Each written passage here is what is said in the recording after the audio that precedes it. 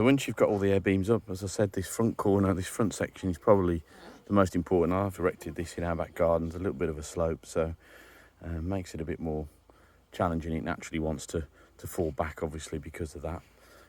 So I've just put a few of the guide ropes in just to keep you forward, but normally wherever you are, these ones need to be in place. I've actually got the additional storm straps on here as well, which are a separate purchase, but they are quite useful, particularly if it's quite windy. So going through the front, you can see there's this front section here, which completely opens up and gives you a nice big outdoor space. I'll just go down here. You can see it's all nicely zipped, and I'll just open the zip on here.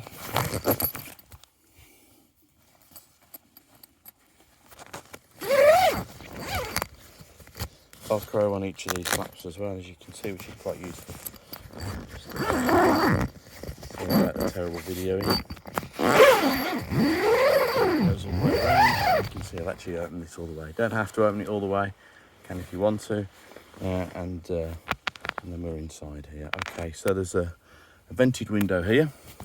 This folds up to give complete protection from the elements, but there's vent here, obviously windows here, and another one over this side. This one doesn't have a vent, but still lets lots of light in. This does actually have an option for an additional purchase, which allows you to have an extension on the roof. You can see there's an additional zip on there, which we haven't got, but I think it brings it out another metre or two, but a very similar area to this. So we've got the ground sheet. I'll show you that for a minute, and that goes in here. Here it is. And this ground sheet goes in, and it's got some Velcro on it in the right corners, and it goes just underneath between this air beam here and here. So these two separate. There's Velcro at the bottom of that, and you slip it between there, and it stops it from moving. It just gives a nice lip all the way along. So this is good for like a wet area before you go into the tent. Great area. Get your muddy boots off here, leave them here. That's great. We also made this sometimes our kitchen area as well, if we vented it properly. Plenty of ventilation.